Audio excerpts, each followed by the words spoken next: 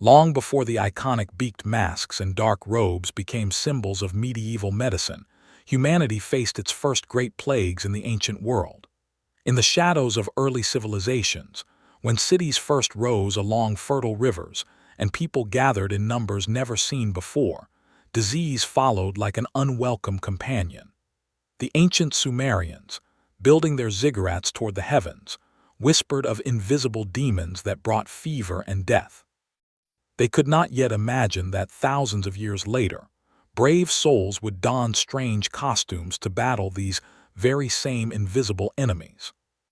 In those earliest days of recorded history, around 3000 BCE, the first healers emerged not as we might recognize them today, but as priest-physicians who believed illness came from the gods' displeasure. These ancient practitioners in Mesopotamia wore ceremonial robes and carried sacred instruments, unknowingly setting a precedent for the ritual dress that would later define the plague doctor. Their treatments involved prayers, incantations, and herbal remedies passed down through generations of temple scribes, who carefully recorded their methods on clay tablets. As civilizations flourished along the Nile, the ancient Egyptians developed their own understanding of disease and healing. The Edwin Smith Papyrus and the Ebers Papyrus, dating back to 1600 BCE, reveal a sophisticated medical knowledge that included surgical procedures, anatomical observations, and detailed prescriptions. Egyptian physicians wore distinctive white linen garments and carried medical instruments in decorated cases, foreshadowing the formal attire that would become essential to the plague doctor's identity centuries later. The ancient world's first recorded pandemic struck Athens in 430 BCE, during the second year of the Peloponnesian War. Thucydides, the great historian who survived the plague himself, described how physicians became overwhelmed and helpless before the mysterious disease. Many doctors died trying to treat their patients, while others fled the city in terror. This pattern of medical courage and retreat would echo through history, eventually giving rise to the specialized plague doctors who would dare to enter the most dangerous zones of infection. In ancient Rome, as the empire expanded across 3 continents, so too did the reach of epidemic diseases.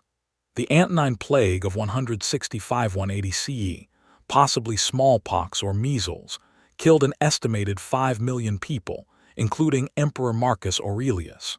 Roman physicians, influenced by Greek medical traditions established by Hippocrates and Galen, began developing more systematic approaches to treating epidemic diseases. They observed that certain protective measures seemed to help, including the burning of aromatic substances and the wearing of amulets, practices that would later influence plague doctor protocols. The Roman physician Galen, whose ideas would dominate European medicine for over a millennium, established theories about disease transmission that would directly influence the development of plague doctor practices. He believed in the theory of miasma, that diseases spread through corrupted air or bad vapors. This concept would become central to the plague doctor's methodology, explaining why they would later carry aromatic herbs and spices in their distinctive beaked masks to purify the air they breathed while treating patients. As the Roman Empire gradually declined, knowledge of medicine began to fragment and scatter. The great libraries of Alexandria and Rome fell into disrepair, and much medical wisdom was lost or forgotten. However, in the monasteries of early Christian Europe, monks carefully preserved what medical texts they could find, copying them by hand in scripturiums illuminated by candlelight. These dedicated scribes unknowingly safeguarded the medical knowledge that would later inform the practices of medieval plague doctors. The Byzantine Empire, heir to Roman medical traditions, continued to advance the healing arts even as Western Europe descended into what was once called the Dark Ages. Byzantine physicians like Alexander of Tralles and Paul of Aegina refined surgical techniques and documented their observations of epidemic diseases.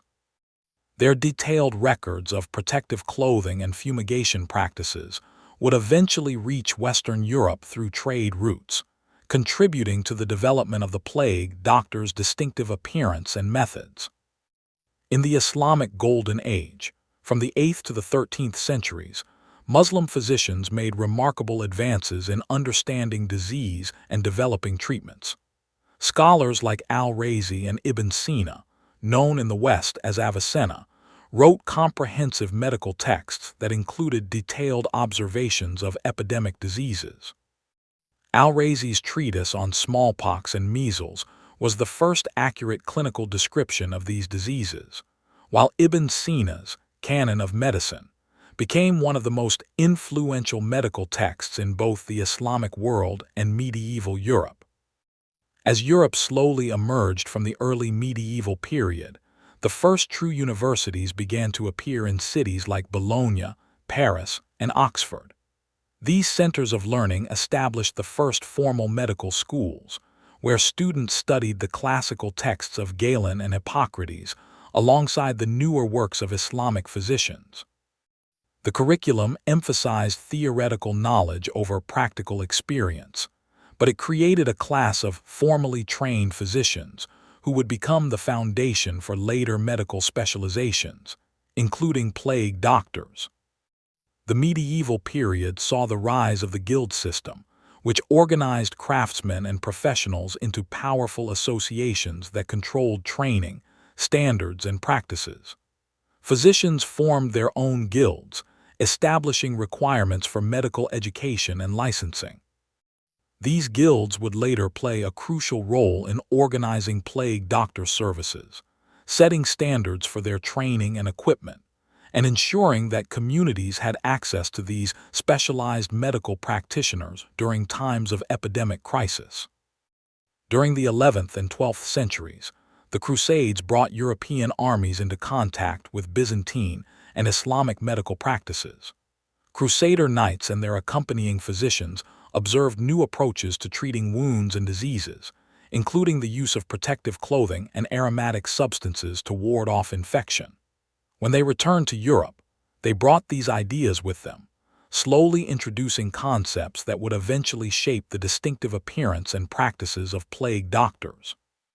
The school of Salerno, established in the 9th century in southern Italy, became Europe's first medical school and a bridge between Islamic and European medical knowledge.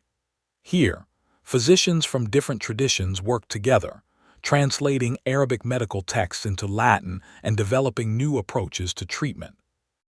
The school's emphasis on practical observation and clinical experience would influence generations of physicians and eventually contribute to the empirical methods employed by plague doctors in their dangerous work.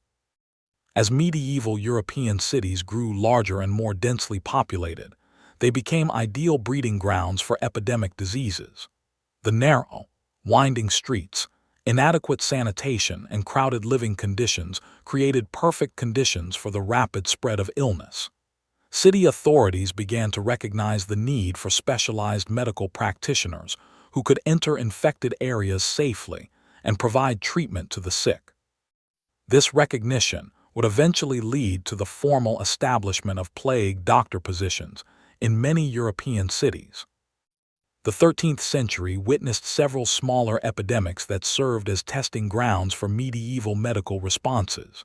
Outbreaks of ergotism, known as St. Anthony's Fire, influenza, and various forms of plague struck communities across Europe.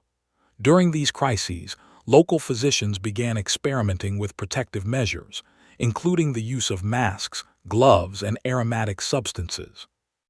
These early experiments would later evolve into the standardized equipment and procedures that would define plague doctor practice.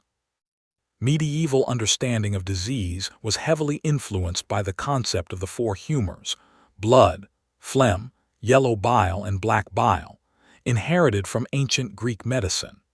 Physicians believed that illness resulted from an imbalance of these humors, which could be corrected through various treatments including bloodletting, purging, and the administration of herbal remedies.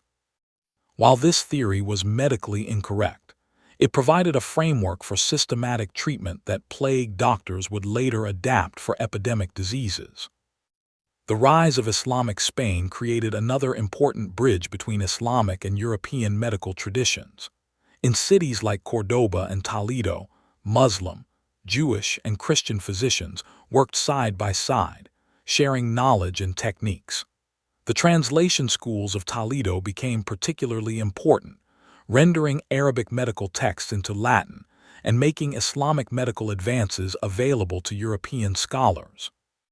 This cross-cultural exchange would prove crucial in developing the comprehensive approach to epidemic disease that plague doctors would later employ. In the year 1347, merchant ships arriving in the Sicilian port of Messina brought more than just goods from the east. They carried the most devastating pandemic in human history. The Black Death, as it would later be known, had traveled the Silk Road from Central Asia, spreading death and terror across continents.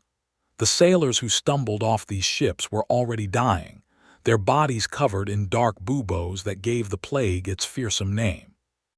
This moment marked the beginning of a medical crisis that would transform European healthcare forever. As news of the strange new disease spread from port to port, coastal cities across Europe began reporting similar cases. The plague's symptoms were unlike anything physicians had encountered. High fever, excruciating pain, vomiting of blood, and most distinctively, the appearance of dark, swollen lymph nodes called buboes in the groin, armpits, and neck. Traditional medical treatments proved utterly ineffective, and many physicians fled their posts rather than face what seemed like certain death from exposure to their patients. The speed with which the Black Death spread across Europe was unprecedented.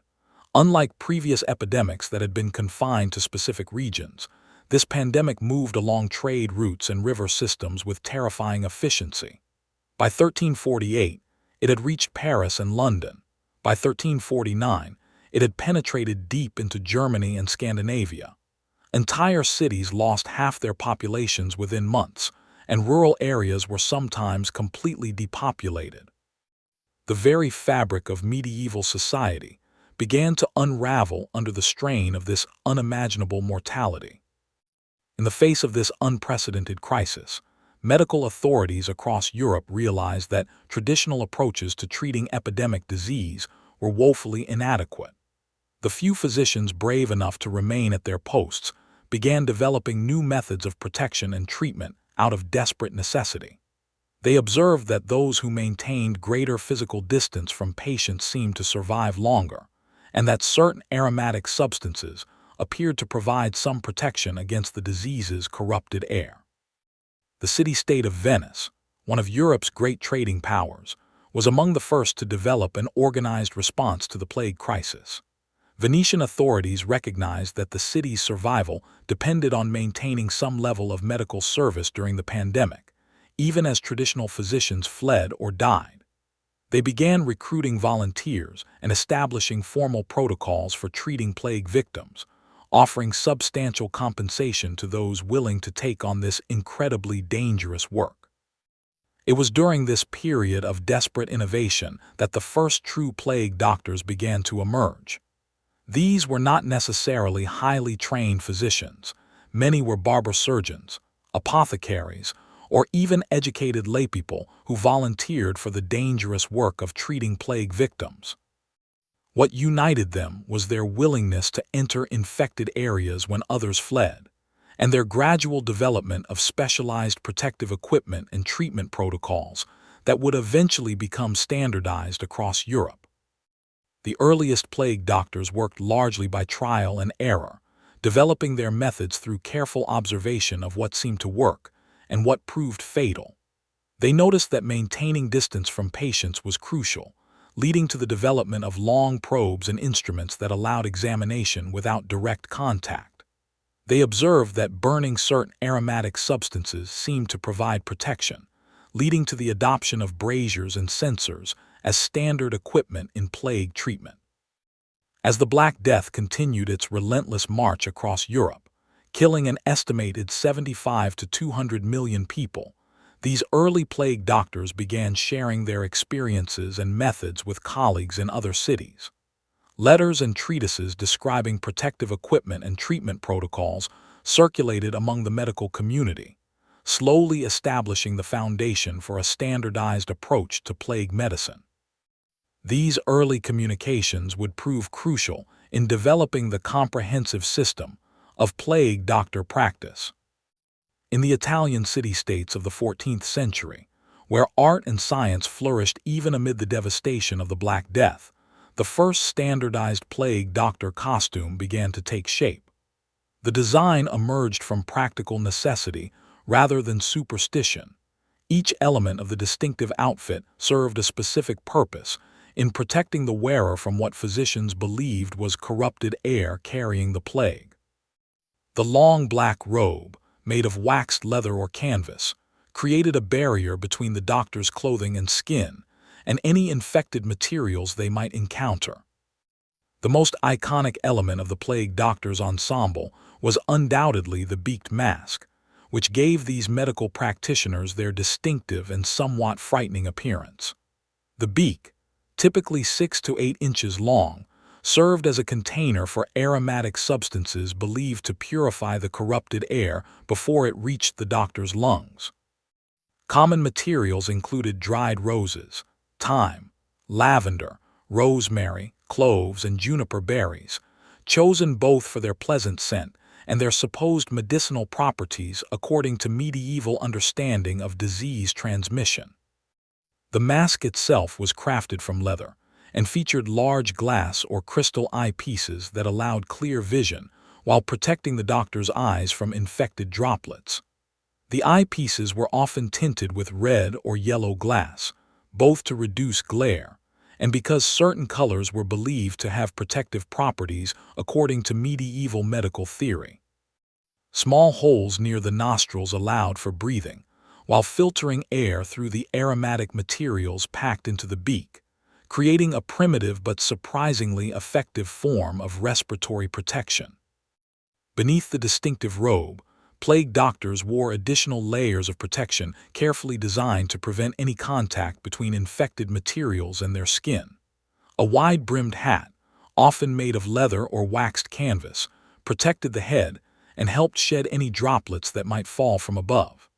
Thick leather gloves extended well up the forearms, while boots made of the same waxed leather as the robe protected the feet and lower legs. Every seam and opening was carefully sealed to prevent contamination. The plague doctor carried a long wooden staff or rod, typically made of cedar or another aromatic wood, which served multiple practical purposes. This staff allowed the doctor to examine patients without direct physical contact, to move bed linens and clothing, and to take the pulse by pressing the patient's wrist against the staff's end. The staff also served as a symbol of the doctor's authority and helped maintain the necessary distance between the practitioner and those they treated.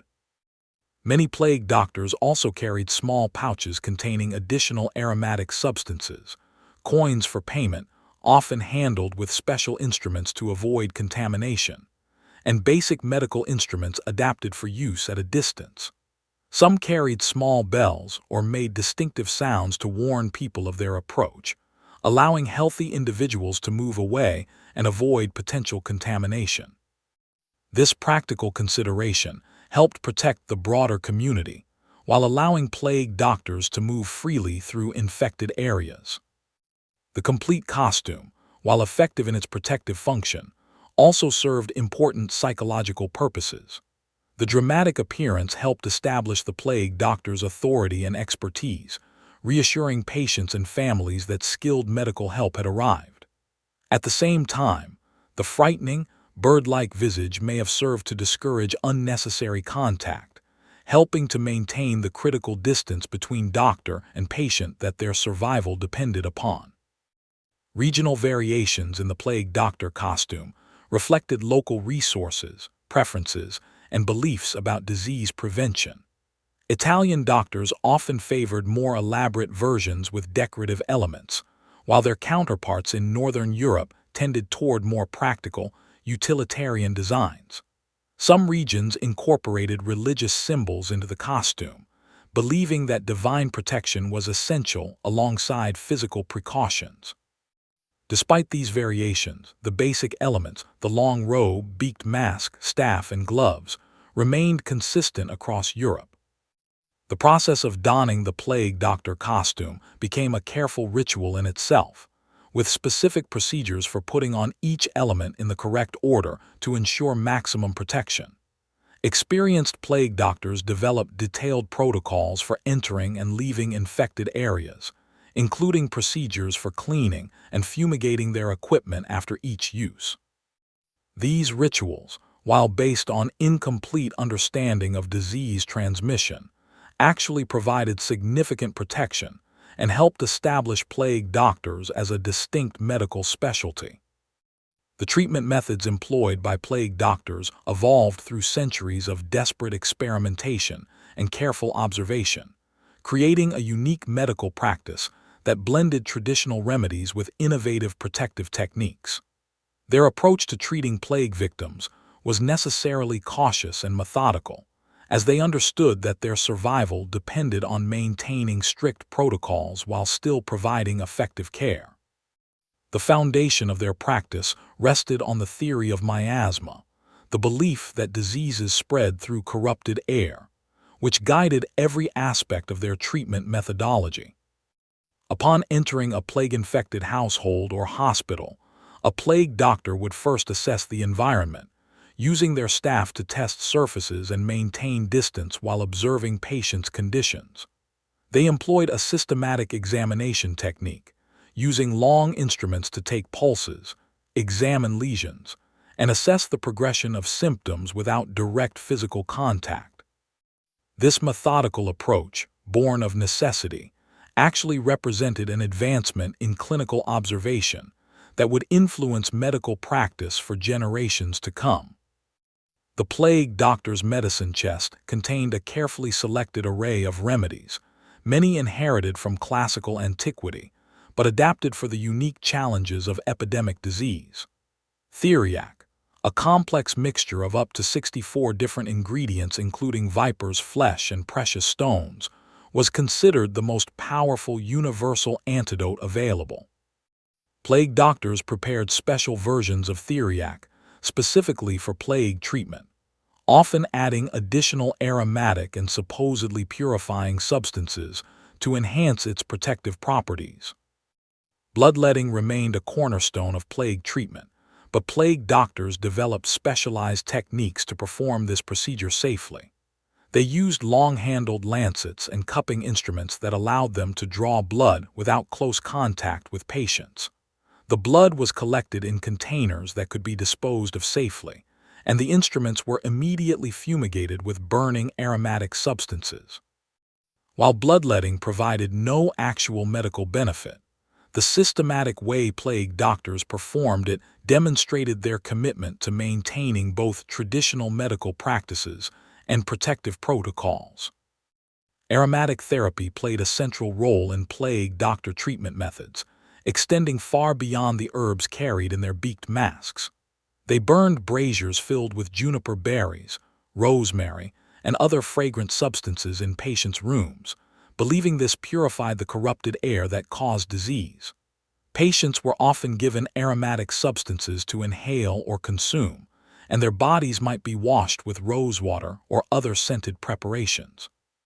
These practices, while medically ineffective against plague, often provided comfort to suffering patients and their families. Plague doctors developed sophisticated protocols for handling the bodies of plague victims, understanding intuitively that the deceased posed significant risks to the living. They supervised the removal and burial of bodies, ensuring that proper precautions were taken to prevent further spread of disease.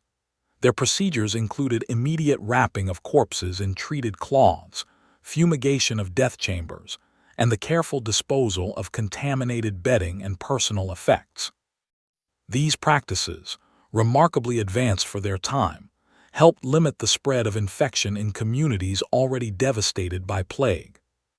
The diagnostic skills of plague doctors evolved to encompass not just the identification of plague symptoms, but also the assessment of when communities might be safe from further infection. They learned to recognize the signs of a plague outbreak's beginning, peak, and decline, becoming valuable advisors to civic authorities trying to manage epidemic crises. Their reports influenced decisions about trade, travel, and public gatherings, making them crucial figures in the broader public health response to plague outbreaks. Pain management and comfort care formed an important part of plague doctor practice, as they understood that many of their patients would not survive despite treatment. They developed gentle techniques for cleaning and dressing buboes, administered pain-relieving preparations when available, and provided emotional support to dying patients and their families. This compassionate aspect of their work, often overlooked in historical accounts focused on their dramatic appearance, demonstrated their commitment to healing even in the face of medical futility. Record-keeping became an essential aspect of plague doctor practice, as they documented their observations of symptoms, treatments, and outcomes. These carefully maintained records served multiple purposes. They helped individual doctors track the effectiveness of different treatments, provided valuable information for training new plague doctors, and created the historical record that would guide future responses to epidemic disease. Many of these records survive today, providing invaluable insights into medieval medical practice and epidemic disease management. By the late 14th century, as Europe began to recover from the initial devastation of the Black Death, the role of plague doctor had evolved from a desperate improvisation into a recognized medical specialization. Cities across Europe began formally appointing plague doctors, offering them contracts that specified their duties, compensation, and the resources they would be provided during epidemic emergencies.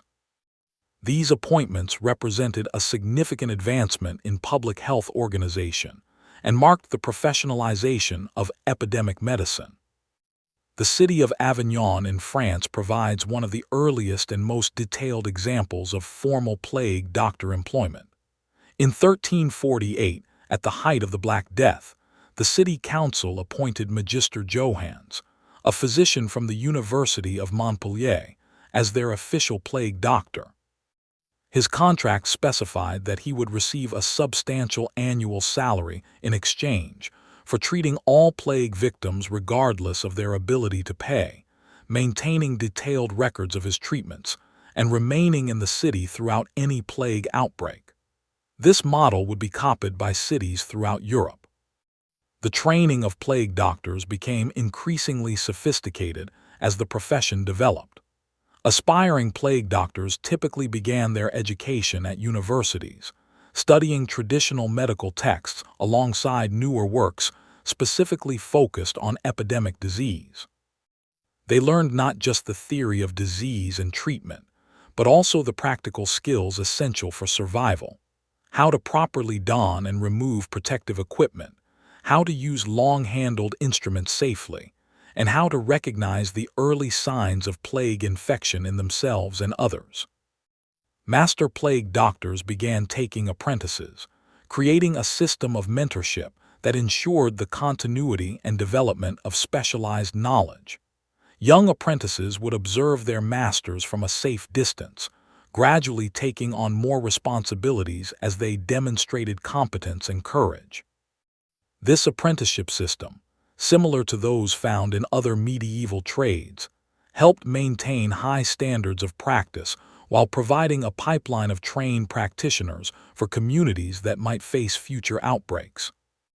The Guild of Physicians in many European cities established special committees to oversee plague doctor training and certification. These committees developed standardized curricula, maintained equipment standards, and established protocols for responding to epidemic emergencies. Guild certification provided plague doctors with professional credibility and helped ensure that communities received competent medical care during crises. The guild system also provided mutual support for practitioners engaged in the dangerous and isolating work of treating epidemic disease. Compensation for plague doctors varied significantly depending on their location and the severity of local outbreaks, but it was universally substantial, reflecting both the danger of the work and the critical importance of their services. Many plague doctors received annual retainers from city governments, supplemented by additional payments during active outbreaks. Some were granted special privileges, including exemption from certain taxes and the right to practice medicine in multiple jurisdictions, recognizing their unique expertise and the mobility required for their work. The social status of plague doctors was complex and often contradictory. On one hand, they were respected for their courage and expertise, often consulted by civic leaders and wealthy citizens seeking medical advice. On the other hand, their association with death and disease made them figures of fear and suspicion in many communities. Plague doctors learned to navigate these social complexities, maintaining professional dignity while understanding the psychological impact of their dramatic appearance and dangerous occupation. International networks of plague doctors began to develop as practitioners shared information about new techniques, equipment innovations, and treatment observations across national boundaries. Letters and treatises circulated among plague doctors in different regions, creating a body of specialized knowledge that transcended political divisions.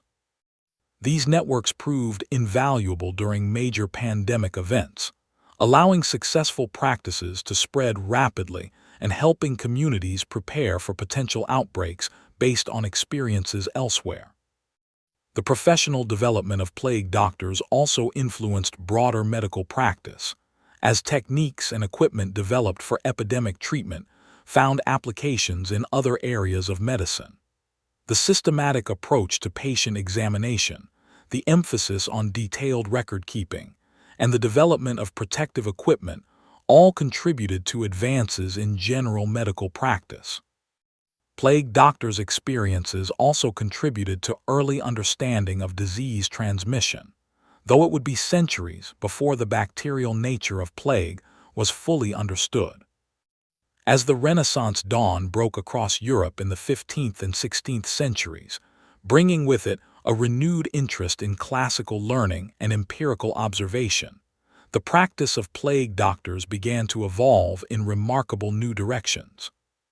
The humanist movement's emphasis on direct observation and questioning of traditional authority extended to medical practice, encouraging plague doctors to look beyond ancient texts and develop treatments based on their own careful observations of disease patterns and patient responses to various interventions. The invention of the printing press revolutionized the sharing of medical knowledge, including specialized information about plague treatment and prevention.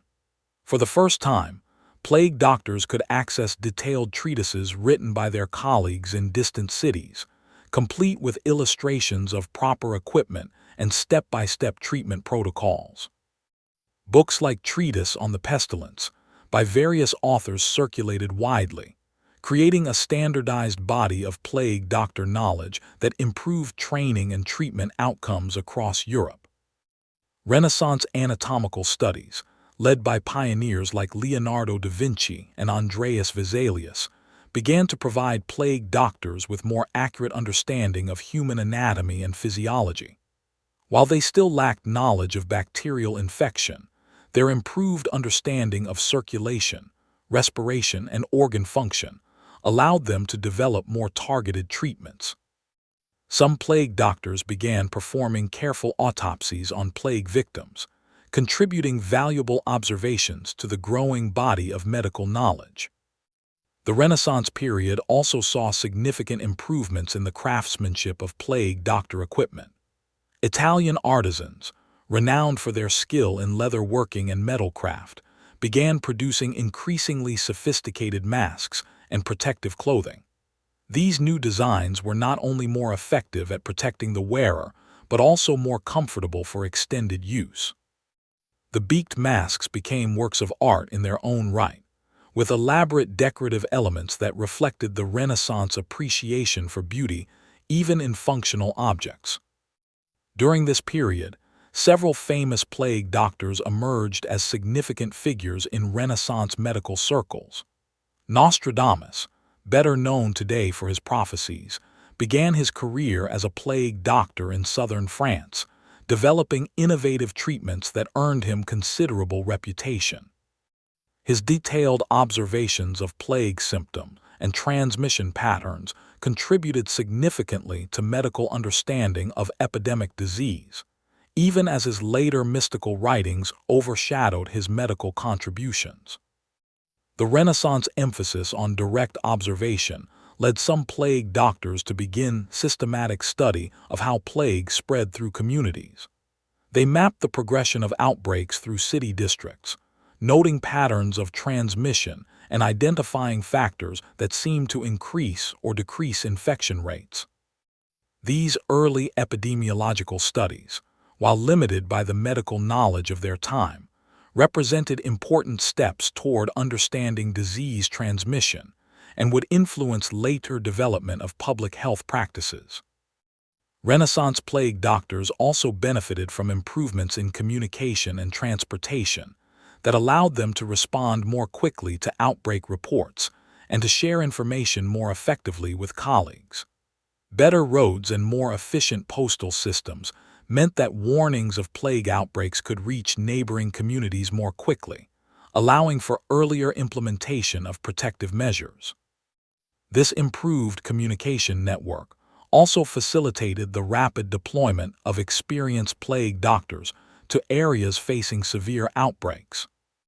The period's artistic achievements influenced plague doctor practice in unexpected ways.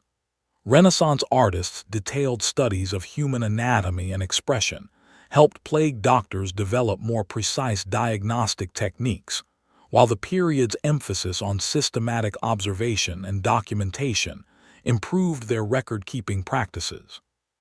Some plague doctors themselves became accomplished artists, creating detailed illustrations of plague symptoms and treatment techniques that served both medical and educational purposes. The scientific revolution of the 16th and 17th centuries brought unprecedented changes to medical understanding, gradually transforming the theoretical foundation underlying plague doctor practice. The revolutionary work of scientists like Galileo, Newton, and Harvey began to challenge long-held beliefs about the natural world, including medical theories that had guided plague treatment for centuries. While the bacterial nature of plague would not be discovered for another 2 centuries, the emphasis on empirical observation and systematic experimentation began to influence how plague doctors approached their dangerous work. William Harvey's groundbreaking discovery of blood circulation in 1628 provided plague doctors with new insights into how the human body functioned, leading to modifications in traditional bloodletting practices. While they continued to use bloodletting as a treatment, some plague doctors began to question whether the massive blood loss traditionally prescribed might actually weaken patients rather than cure them. This represented a significant shift toward evidence-based medical practice, even within the constraints of contemporary understanding of disease. The development of more sophisticated scientific instruments during this period provided plague doctors with new tools for observation and treatment. Improved magnifying glasses allowed for more detailed examination of plague symptoms, while better-designed surgical instruments made procedures safer and more effective. The invention of the thermometer provided the first objective means of measuring fever, allowing plague doctors to track the progression of illness more precisely than ever before.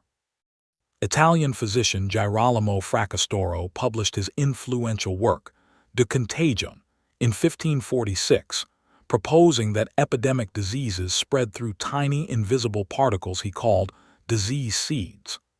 While this theory was still centuries ahead of bacterial theory, it provided a more accurate framework for understanding disease transmission than the traditional miasma theory. Progressive plague doctors began incorporating Fracastoro's ideas into their practice, leading to improved isolation procedures and protective measures. The scientific revolution's emphasis on systematic observation and record-keeping aligned perfectly with plague doctors' existing practices, encouraging them to maintain even more detailed documentation of their treatments and outcomes. These records began to resemble modern clinical studies, with careful notation of symptoms, treatments administered, and patient outcomes. Such systematic documentation would later prove invaluable in developing more effective treatments and understanding disease patterns. During this period, the famous plague doctor Paul Fuest created detailed engravings that documented proper plague doctor equipment and procedures. His work, Dr. Schnabel von Rome, Dr. Beek from Rome, provided one of the most accurate historical records of plague doctor practice and helped standardize equipment and procedures across different regions. These illustrations, circulated widely throughout Europe, contributed to the professionalization and standardization of plague doctor practice. The scientific revolution also brought improvements in chemistry and pharmacology that allowed plague doctors to develop more effective medicinal preparations. Better understanding of chemical processes led to more refined versions of theriac and other traditional remedies, while new chemical compounds provided additional treatment options. Although these improvements were incremental rather than revolutionary, they represented important steps toward more effective medical treatment. The period's advances in mathematics and statistics provided some plague doctors with tools for analyzing disease patterns and treatment outcomes more systematically. Early statistical analysis of treatment records allowed for more objective assessment of which therapies were most effective, though such analysis remained rudimentary by modern standards. This mathematical approach to medical analysis would eventually contribute to the development of modern epidemiology and evidence-based medicine. The year 1665 brought one of the most devastating and well-documented plague outbreaks in European history, as the Great Plague of London descended upon England's largest city like a dark tide. This outbreak would test the evolved practices of plague doctors as never before, and provide detailed historical records of their methods and effectiveness.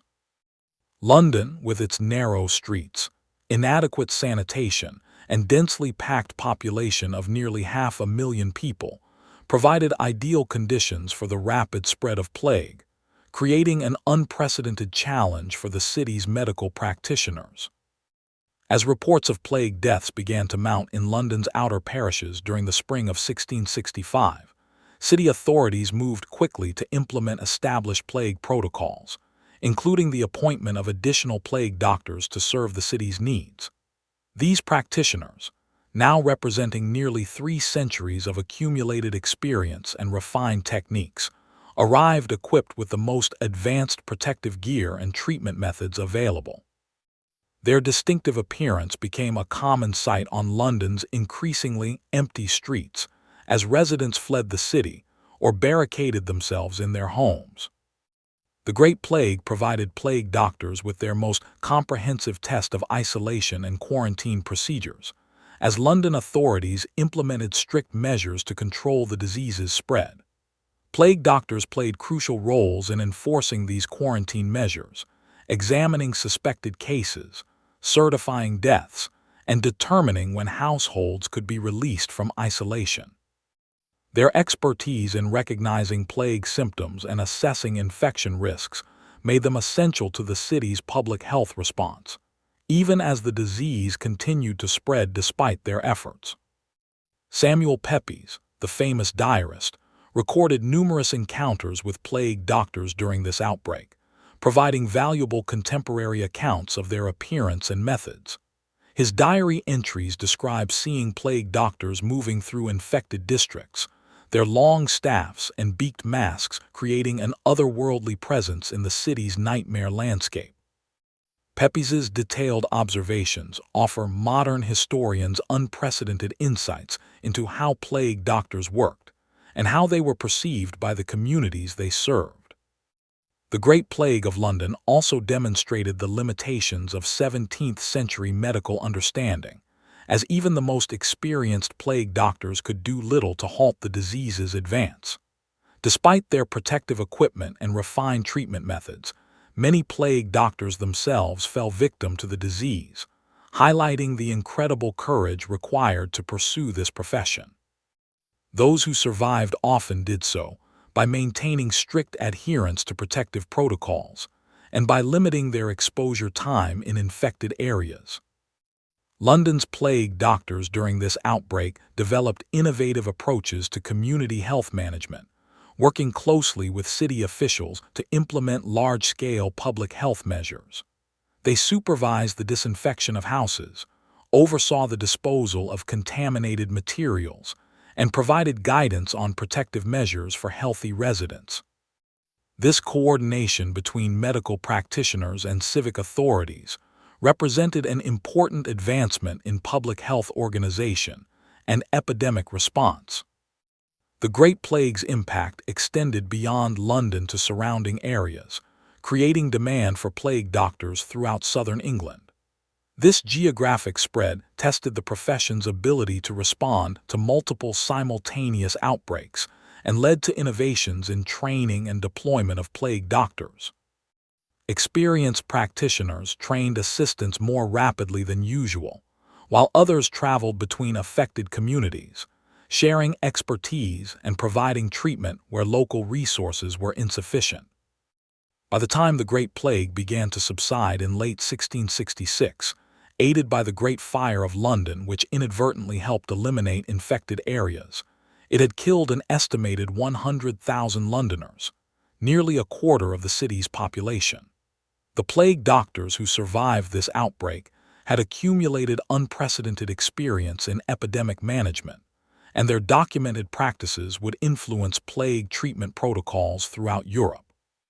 Their detailed records of this outbreak would serve as valuable resources for future generations facing similar medical crises.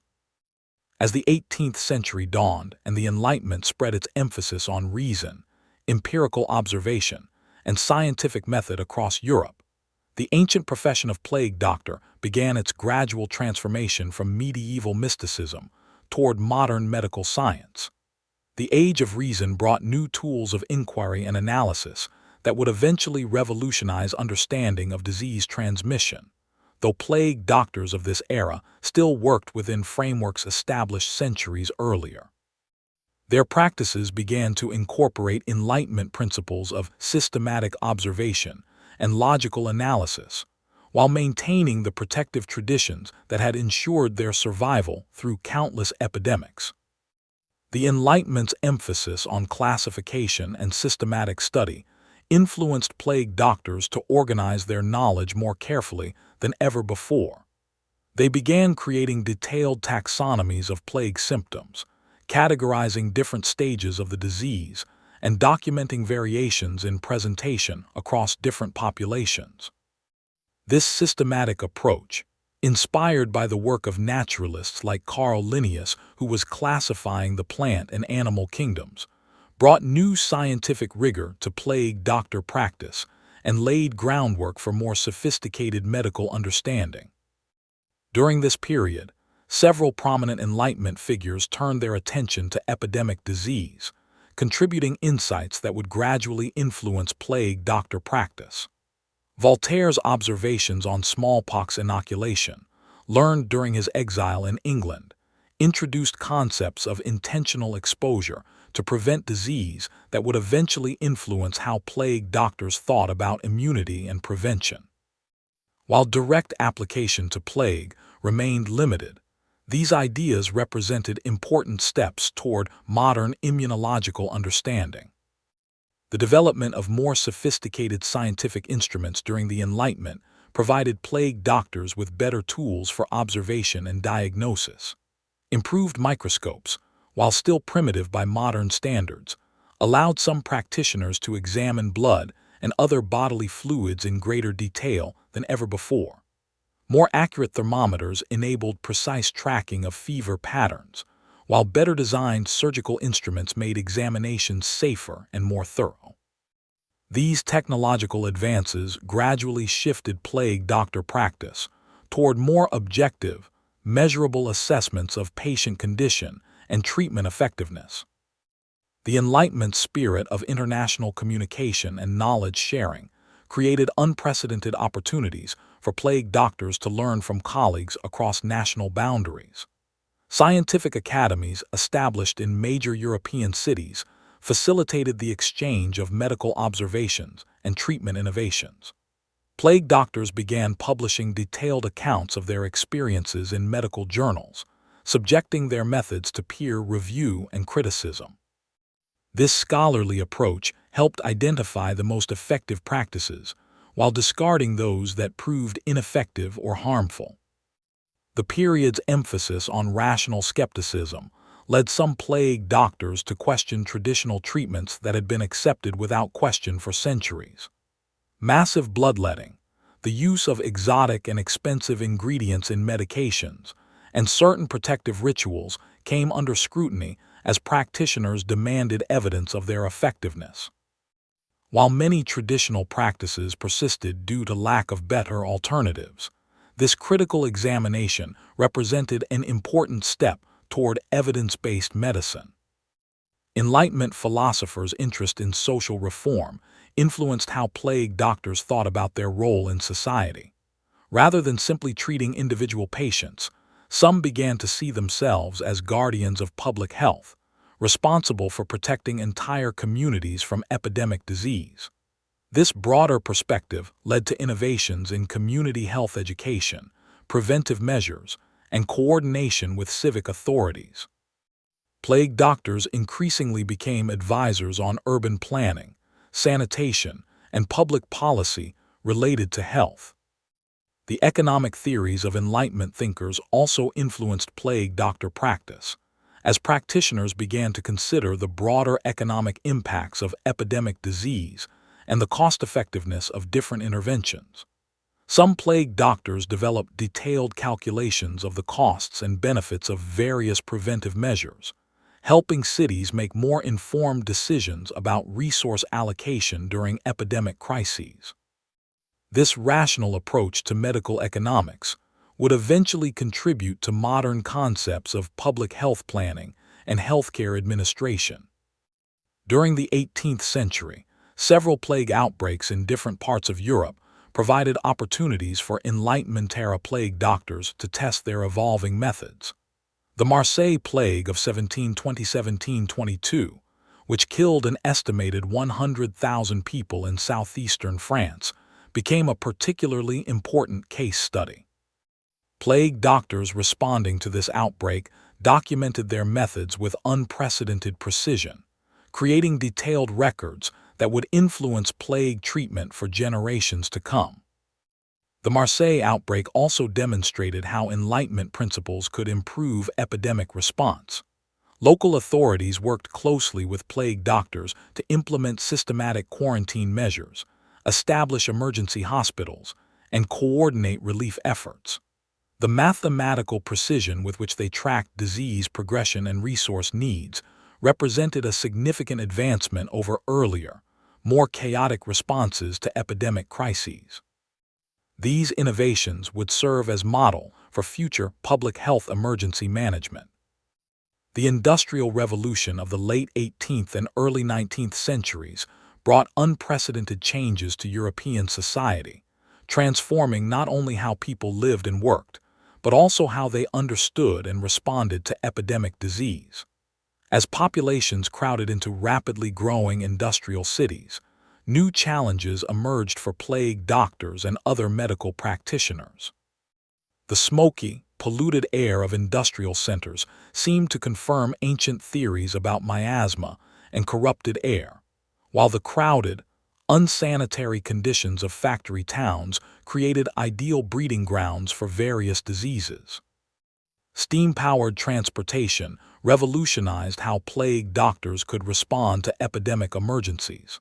For the first time in history, experienced practitioners could travel rapidly between affected communities, bringing their expertise to bear wherever it was most needed.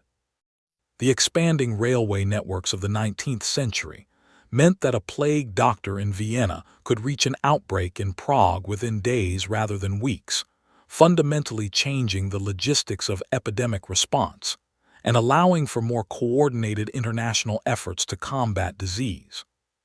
The growth of industrial cities also led to new understanding of the relationship between living conditions and disease. Plague doctors working in these environments observed that epidemic diseases spread more rapidly in areas with poor sanitation, overcrowding, and inadequate ventilation. Their reports contributed to growing awareness of the need for urban reform and public health measures, even as they continued to rely on traditional protective equipment and treatment methods based on miasma theory. The Industrial Revolution's emphasis on technological innovation extended to medical equipment, including the tools and protective gear used by plague doctors. New manufacturing techniques allowed for the production of more standardized, higher-quality masks, robes, and instruments. Steam-powered machinery could produce waxed fabrics and leather goods more efficiently, making protective equipment more affordable and accessible to a broader range of medical practitioners. During this period, the famous French plague doctor Michel de Nostradam's descendants continued to refine the family's medical traditions, adapting them to industrial-age conditions. They developed new formulations of protective aromatics specifically designed to combat the air pollution of industrial cities, believing that the combination of industrial smoke and miasmatic vapors posed unprecedented health challenges. Their innovations influenced plague doctor practice throughout France and beyond. The industrial age also brought new forms of epidemic disease that challenged traditional plague doctor methods. Cholera outbreaks, beginning with the first global pandemic in 1817, presented symptoms and transmission patterns different from bubonic plague. Plague doctors found themselves adapting their protective equipment and treatment protocols to address these new threats, demonstrating the flexibility and adaptability that had always characterized their profession. The expansion of global trade during the Industrial Revolution created new pathways for disease transmission, requiring plague doctors to think more globally about epidemic threats. Diseases could now travel from Asia to Europe in a matter of weeks aboard steam-powered ships, rather than the months required for earlier sailing vessels. This acceleration of disease transmission demanded faster, more coordinated responses from the international community of plague doctors. Medical education began to change during the industrial age, with new emphasis on practical training and scientific observation. Plague doctors could now receive more systematic education in anatomy, chemistry, and the emerging science of pathology. While they still lacked understanding of bacterial infection, their improved scientific foundation allowed them to develop more sophisticated approaches to diagnosis and treatment within the constraints of contemporary medical theory. The middle of the 19th century marked a pivotal moment in medical history as scientists began to uncover the true nature of infectious disease. The work of pioneers like John Snow, who traced cholera transmission to contaminated water sources in London, and Ignaz Semmelweis, who demonstrated the importance of hand-washing in preventing childbed fever, gradually undermined the miasma theory that had guided plague doctor practice for centuries. Yet even as scientific understanding evolved, plague doctors continued their vital work, slowly adapting their methods to incorporate new knowledge. The development of the compound microscope in the mid-1800s allowed for unprecedented examination of blood, tissue, and other biological materials. Some progressive plague doctors began incorporating microscopic examination into their diagnostic procedures, though interpretation of what they observed remained limited by contemporary understanding. These early forays into microscopic medicine represented important steps toward the bacterial theory of disease that would eventually revolutionize all medical practice. Louis Pasteur's groundbreaking work on germ theory in the 1860s and 1870s began to provide scientific explanation for phenomena that plague doctors had observed empirically for centuries.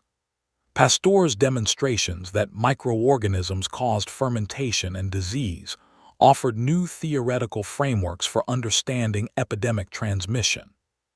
Progressive plague doctors began to incorporate Pasteur's insights into their practice, though traditional methods persisted alongside newer approaches.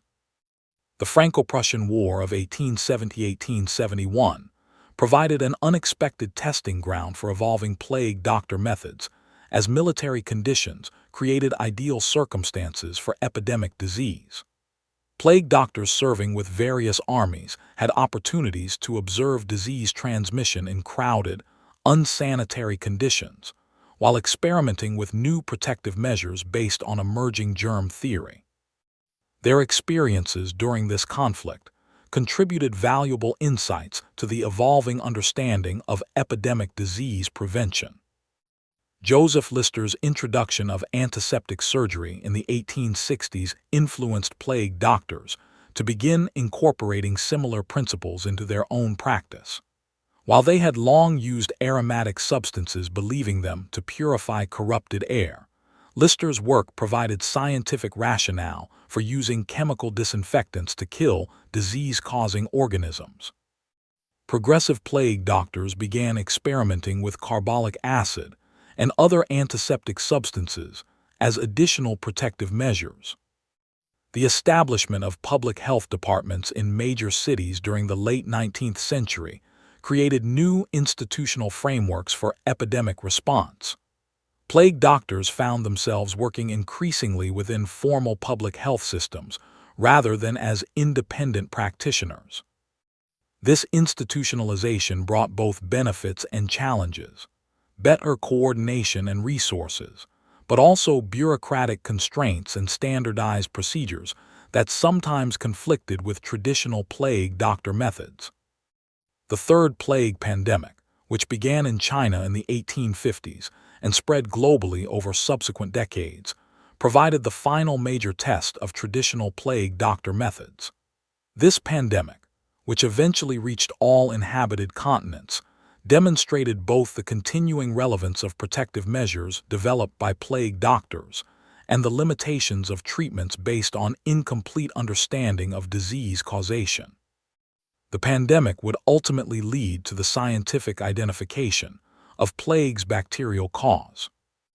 In 1894, during an outbreak of plague in Hong Kong, the bacterium responsible for plague was finally identified independently by Alexander Yersin and Shibasaburo Kitasato.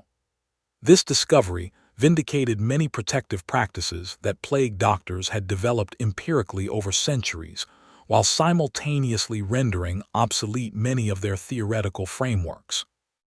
The identification of Yersinia pestis marked the beginning of the end for traditional plague doctor practice, even as it confirmed the wisdom of many of their protective measures. The discovery of the plague bacterium in 1894 sent shockwaves through the international community of plague doctors and medical practitioners. For the first time in over 5 centuries of plague doctor practice, there was scientific proof of what caused the disease that had shaped their entire profession. This revelation forced a fundamental reevaluation of everything plague doctors thought they knew about their work, even as it validated many of the protective practices they had developed through centuries of careful observation and experimentation. The identification of fleas as the primary vectors for plague transmission revolutionized understanding of how the disease spread. Traditional plague doctor emphasis on maintaining distance from patients, using long-handled instruments, and employing protective clothing suddenly made perfect scientific sense, though for reasons different from those originally believed. The protective equipment that had seemed like superstitious ritual was revealed to be remarkably effective practical medicine, preventing flea bites that could transmit infection. As bacteriological understanding of plague advanced, public health authorities began developing new approaches to epidemic control based on scientific principles rather than traditional methods. Rat control programs, flea eradication efforts, and systematic quarantine procedures, replaced many of the aromatic fumigation and miasma-based interventions that had characterized plague doctor practice. Yet the systematic, methodical approach that plague doctors had developed over centuries provided the foundation for these new scientific interventions. The development of effective antibiotic treatments in the mid-20th century finally provided medical practitioners with weapons that could actually cure plague, rather than merely attempting to manage its symptoms. Streptomycin, first used successfully against plague in the 1940s, represented a medical breakthrough that plague doctors could never have imagined.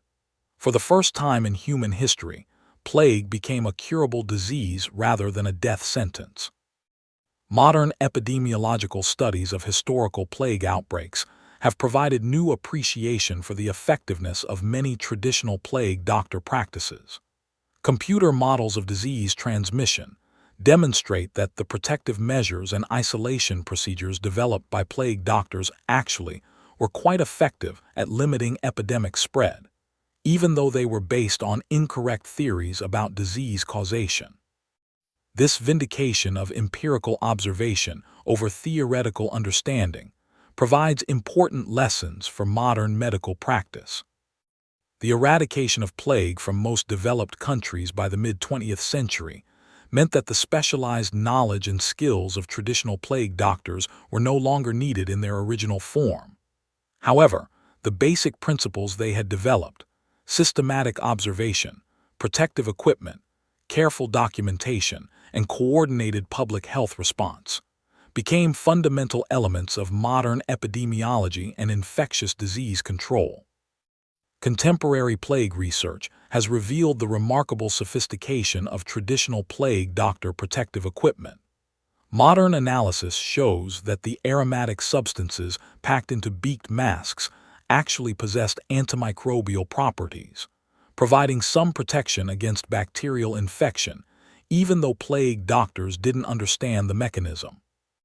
The leather and waxed fabric construction of plague doctor robes created effective barriers against flea infestation, explaining their protective value. The legacy of plague doctor practice extends far beyond plague itself to influence modern approaches to epidemic disease control. The protective equipment worn by healthcare workers during recent disease outbreaks, from SARS to COVID-19, follows principles first established by medieval plague doctors. The systematic approach to patient isolation, the emphasis on protective barriers, and the importance of standardized procedures all trace their origins to methods developed by plague doctors centuries ago. In the 21st century, as the world faced new pandemic challenges, the legacy of plague doctors emerged with unexpected relevance. The COVID-19 pandemic of 2020 brought renewed attention to the protective practices and systematic approaches that plague doctors had developed centuries earlier. Modern healthcare workers donning protective equipment to treat infectious patients followed principles first established by their beaked predecessors, demonstrating the enduring wisdom of empirical observation and careful protective practice.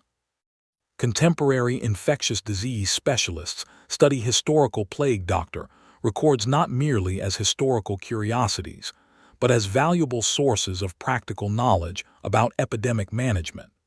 The detailed observations that plague doctors maintained about disease progression, community response, and protective measure effectiveness provide insights that complement modern scientific understanding. Their emphasis on systematic documentation and careful observation establish standards that continue to guide epidemiological research today. Modern personal protective equipment, from N95 masks to full hazmat suits, represents the direct evolutionary descendant of plague doctor gear. The same principles that guided the design of beaked masks, creating barriers between the wearer and infectious agents while allowing necessary function, continue to guide the development of protective equipment for healthcare workers facing dangerous pathogens. The iconic beaked mask has become a symbol of medical courage and dedication, that transcends its original historical context. The systematic approach to epidemic response developed by plague doctors has evolved into modern public health infrastructure. Today's disease surveillance systems, quarantine procedures, and community health interventions all trace their origins to methods first developed by plague doctors working with limited scientific understanding, but careful empirical observation. Their legacy demonstrates how practical wisdom can transcend theoretical frameworks and continue to provide value across centuries.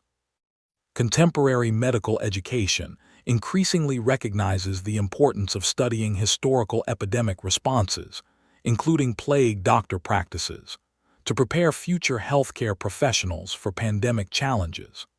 Medical schools now include courses on epidemic history that examine how plague doctors developed effective practices through systematic observation and careful documentation. These historical lessons provide valuable perspectives on medical decision-making under conditions of scientific uncertainty. The global health community has drawn important lessons from plague doctor practices about the importance of maintaining healthcare services during epidemic crises. The courage and dedication that plague doctors demonstrated in continuing to treat patients despite mortal danger provides inspiration for modern healthcare workers facing similar challenges. Their example reminds us that effective epidemic response requires not just scientific knowledge, but also human courage and commitment to healing. Modern research into medieval and early modern epidemic responses has revealed the sophisticated nature of many plague doctor innovations. Recent studies show that their systematic approach to protective equipment, their emphasis on maintaining distance while providing care, and their careful documentation of treatment outcomes represented remarkably advanced thinking about epidemic control. These findings have contributed to greater appreciation for pre-modern medical knowledge and its continued relevance. The artistic and cultural legacy of plague doctors continues to influence contemporary culture, from medical illustrations to popular media. Their distinctive appearance has become an enduring symbol of medical dedication and the ongoing human struggle against epidemic disease. Museums worldwide display plague doctor artifacts not just as historical curiosities, but as testaments to human ingenuity and courage in the face of medical challenges that continue to this day. As we reflect on the centuries-long story of plague doctors, we find profound lessons about human adaptation, scientific progress, and the enduring value of careful observation. These remarkable practitioners, working with limited scientific understanding but unlimited dedication, developed effective practices through systematic trial and error, careful documentation, and willingness to risk their lives for the welfare of others. Their story demonstrates how practical wisdom can emerge from experience, even in the absence of complete theoretical understanding. The evolution of plague doctor practice illustrates the complex relationship between scientific theory and practical effectiveness. Many of their most effective protective measures, maintaining distance, using barrier protection, emphasizing systematic procedures, worked for reasons they couldn't understand. This reminds us that practical experience and careful observation can sometimes lead to effective solutions even when underlying mechanisms remain mysterious, a lesson valuable for modern medical practice.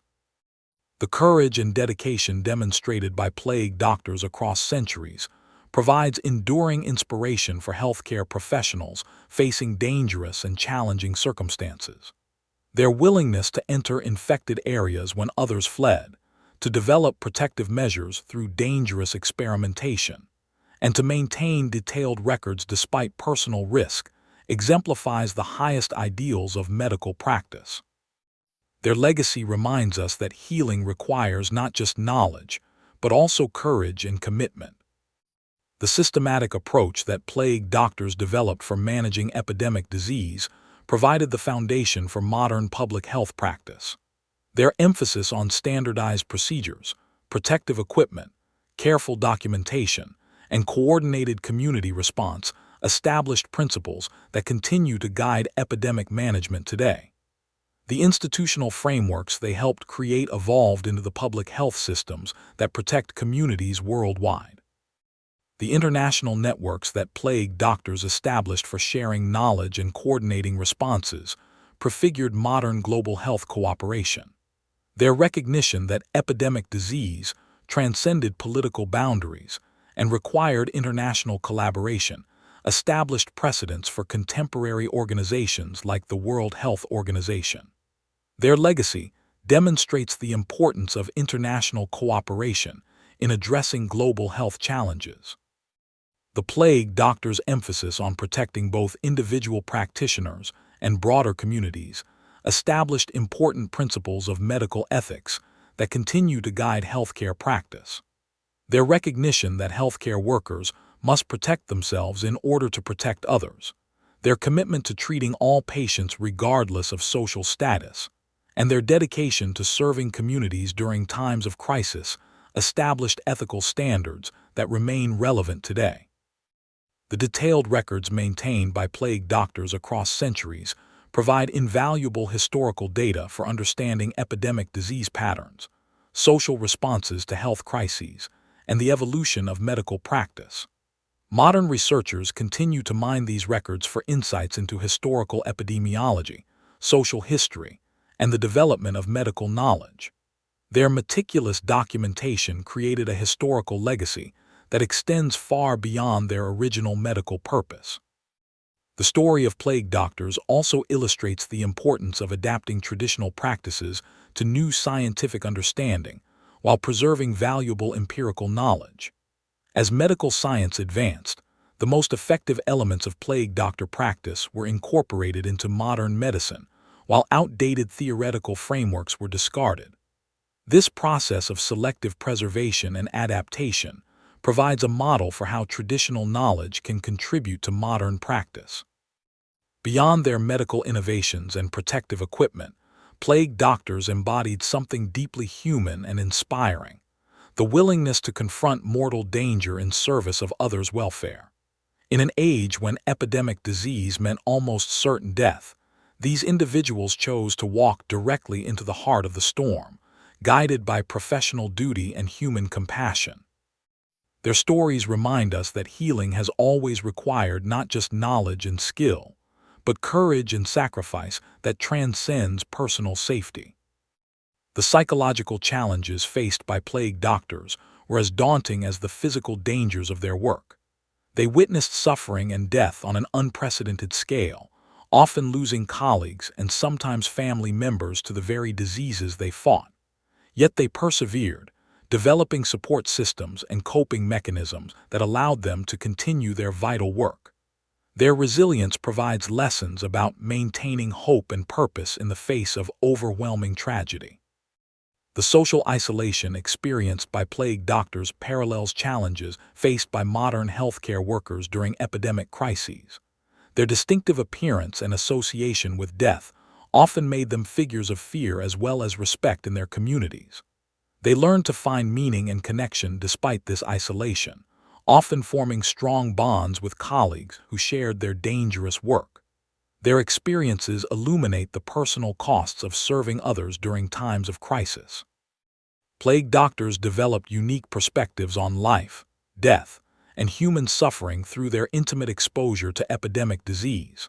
Many left writings that reveal profound philosophical reflections on mortality, purpose, and the meaning of healing.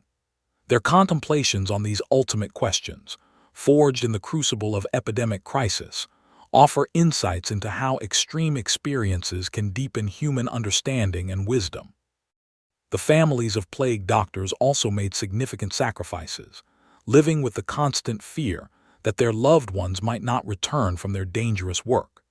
Yet many plague doctor families continue the tradition across generations, creating dynasties of epidemic fighters who pass down not just medical knowledge, but also commitment to serving others despite personal risk.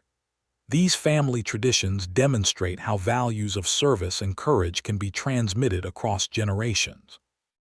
The artistic and literary works created by plague doctors and their contemporaries provide windows into the emotional and spiritual dimensions of their experiences.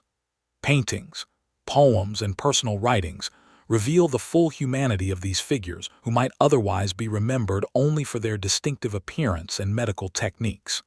These cultural artifacts remind us that plague doctors were complete human beings with rich inner lives beyond their professional roles.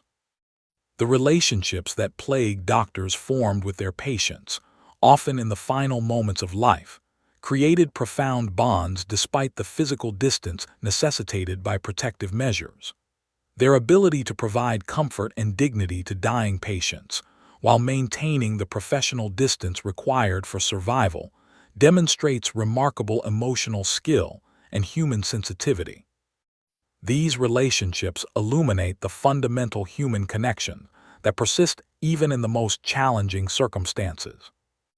Modern healthcare workers facing epidemic challenges continue to draw inspiration from the example set by historical plague doctors. Their legacy provides evidence that humans can adapt to extraordinary circumstances, develop effective responses to unprecedented challenges, and maintain their humanity while confronting the darkest aspects of disease and death.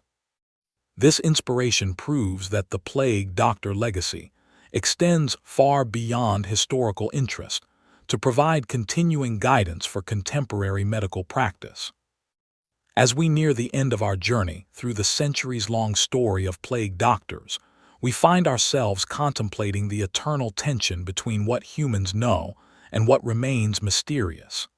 The plague doctors worked for hundreds of years with theories that were fundamentally incorrect, yet they developed practices that were remarkably effective.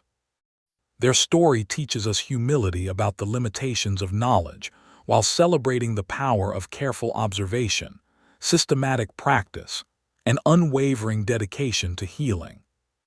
The gradual transition from miasma theory to germ theory in plague doctor practice illustrates how scientific progress occurs not through sudden revelations, but through slow accumulation of evidence and evolving understanding. Plague doctors who lived through this transition had to reconcile traditional methods that seemed to work with new scientific explanations that contradicted their fundamental assumptions. Their adaptability demonstrates the importance of remaining open to new knowledge while preserving valuable practices. Even today, as medical science has advanced far beyond what plague doctors could have imagined, mysteries remain in our understanding of epidemic disease, human immunity, and the complex interactions between pathogens and their hosts. Modern epidemiologists and infectious disease specialists continue to work with incomplete knowledge, making decisions based on the best available evidence while acknowledging significant uncertainties. In this respect, they follow in the tradition established by their plague doctor predecessors. The plague doctor emphasis on systematic observation and careful documentation established scientific practices that remain fundamental to medical research today. Their insistence on recording symptoms, treatments, and outcomes created the foundation for evidence-based medicine, even though their theoretical frameworks were incomplete.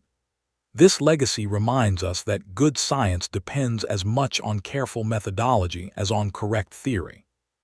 Contemporary challenges in global health, from emerging infectious diseases to antibiotic resistance to pandemic preparedness, require the same combination of scientific knowledge, practical wisdom, and personal courage that characterize the best plague doctor practice.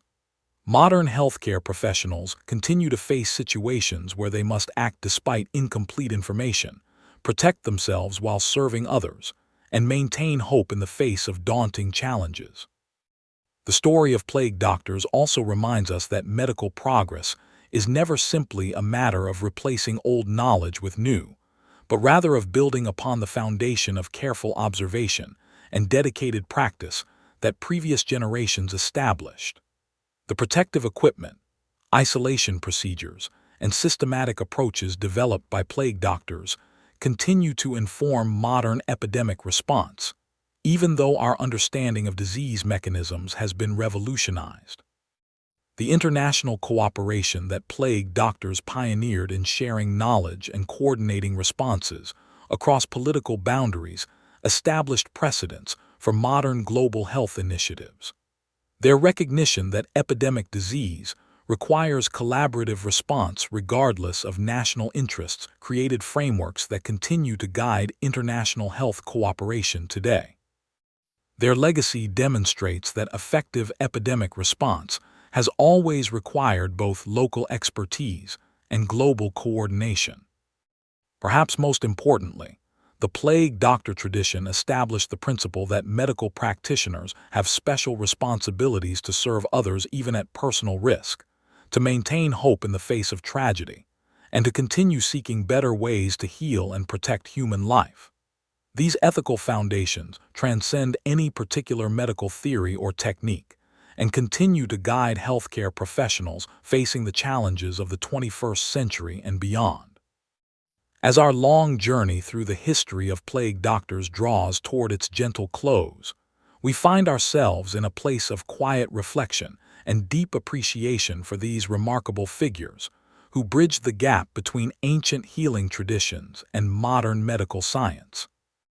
Their story has taken us from the earliest civilizations struggling with mysterious diseases through centuries of gradual understanding to our contemporary world, where their legacy continues to guide and inspire those who dedicate their lives to healing others.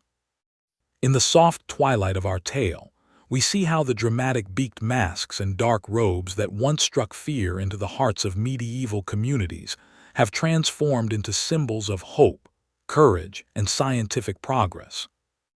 The plague doctors who once walked alone through empty streets, carrying their aromatic herbs and long staffs, have evolved into the teams of modern healthcare workers who continue their mission with advanced protective equipment and scientific understanding that would seem miraculous to their predecessors. The gentle rhythm of progress that characterizes the plague doctor story, slow accumulation of knowledge, careful refinement of practices, gradual improvement in outcomes, reminds us that the most important advances in human welfare often come not through dramatic breakthroughs, but through patient, systematic effort sustained across generations. Like a quiet river gradually carving its channel through solid rock, the dedication of countless plague doctors slowly created the foundations upon which modern medicine now stands. Their story teaches us that uncertainty need not paralyze action, that incomplete knowledge should not prevent dedicated service, and that careful observation and systematic practice can lead to effective solutions even when underlying mechanisms remain mysterious. These lessons apply not only to medical practice, but to all human endeavors where we must act despite imperfect information and work toward goals whose achievement may require generations of sustained effort. The plague doctors' emphasis on protecting both themselves and their communities established principles of balance between individual safety and collective welfare that continue to guide ethical decision-making in healthcare and beyond. Their recognition that they could serve others effectively only by first ensuring their own survival created frameworks for sustainable service that allow healing work to continue across time rather than consuming those who attempt it. In the quiet spaces between the dramatic moments of epidemic crisis, plague doctors lived ordinary human lives, forming relationships, raising families, pursuing interests beyond their professional duties, and finding meaning in the simple pleasures that make life worth living. Their ability to maintain humanity and hope while confronting suffering and death reminds us that even the most challenging circumstances cannot extinguish the fundamental human capacity for joy, love, and connection. The international networks of knowledge and cooperation that plague doctors established across medieval and early modern Europe created patterns of scientific collaboration that continue to guide global health initiatives today. Their recognition that knowledge belongs to all humanity and that epidemic challenges require coordinated response, transcending political boundaries, established principles that have become fundamental to modern approaches to global health and scientific research. As medical science continues to advance into realms that plague doctors could never have imagined, from genetic therapy to artificial intelligence to space medicine, their basic commitment to careful observation, systematic practice, and compassionate service remains as relevant as ever. The techniques and equipment may evolve dramatically, but the fundamental human calling to heal and protect others that motivated the first plague doctors continues to inspire new generations of healthcare professionals. And so our journey through the centuries comes to its peaceful conclusion, like a gentle stream reaching the quiet bay where it finally mingles with the vast ocean of human experience. The plague doctors, who began as desperate improvisation in the face of unimaginable crisis, gradually evolved into symbols of humanity's eternal commitment to healing, learning, and caring for one another, across all the challenges that time and circumstance can bring. In the soft light of understanding that our journey has brought, we can see how the dramatic figures in their beaked masks and dark robes were never really separate from us, but rather earlier chapters in the same ongoing story of human dedication to reducing suffering and promoting healing. Their courage in the face of mortal danger, their persistence in developing effective practices despite incomplete understanding, and their commitment to serving others regardless of personal cost continue to inspire and guide us today. The aromatic herbs that filled their beaked masks have given way to advanced filtration systems. Their long staffs have evolved into sophisticated medical instruments, and their careful handwritten records have become vast digital databases. Yet the essential spirit that animated their work, the determination to heal, to protect, to learn, and to serve, remains unchanged and unchanging across the centuries. As we drift towards sleep, carried by the gentle current of this ancient story, we can feel grateful for the countless unknown plague doctors who risked everything to develop the knowledge and practices that make modern medicine possible. Their legacy lives on not only in hospitals and research laboratories, but in every act of courage, every moment of compassion, and every choice to serve others despite personal risk.